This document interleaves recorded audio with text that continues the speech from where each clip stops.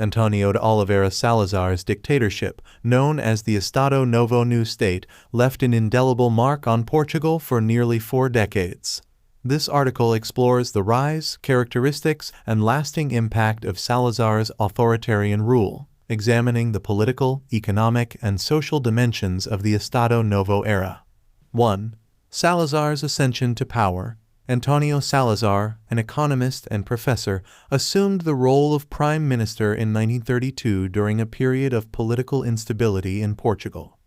Initially appointed to stabilize the economy, Salazar gradually consolidated power, shaping Portugal's political landscape for decades to come. 2. The Estado Novo ideology. The Estado Novo was built on a conservative, authoritarian ideology that emphasized traditionalism, Catholic values, and a rejection of liberal democracy. Salazar sought to establish a corporatist state that curtailed individual freedoms in the name of national stability. 3. Authoritarian governance. Salazar's dictatorship was characterized by the centralization of power in the hands of the prime minister. Political opposition was suppressed, and the Estado Novo operated through a highly controlled political apparatus, limiting dissent and tightly regulating public discourse. 4. Economic policies. Salazar implemented corporatist economic policies that favored the interests of the state and big business. The government intervened extensively in the economy, controlling key sectors and promoting protectionist measures. This approach, while stabilizing in the short term, contributed to long-term economic stagnation. 5. Colonialism and imperial policies. The Estado Novo maintained Portugal's colonial empire, emphasizing the importance of overseas territories.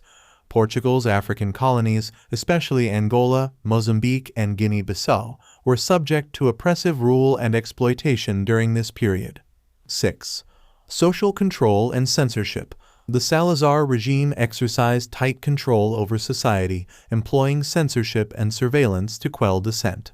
The secret police, Pied International and State Defense Police, played a crucial role in suppressing opposition and maintaining the regime's control. 7. Catholic conservatism. The Estado Novo aligned itself with conservative Catholic values, promoting a close association between the state and the Catholic Church. This alliance reinforced the regime's authority and influenced social policies. 8. Opposition and resistance. Despite the authoritarian grip, pockets of opposition and resistance emerged. Students, intellectuals, and some segments of the population began to question the regime, especially in the wake of the Carnation Revolution in 1974 that ultimately led to the downfall of the Estado Novo. 9. End of the Estado Novo. The Carnation Revolution, a peaceful military coup in April 1974, spelled the end of Salazar's dictatorship. The revolution aimed to restore democratic governance, leading to the establishment of a democratic system in Portugal. 10.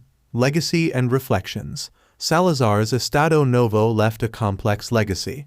While some argue that his economic policies provided stability, others criticize the regime for its repression, censorship, and colonial exploits.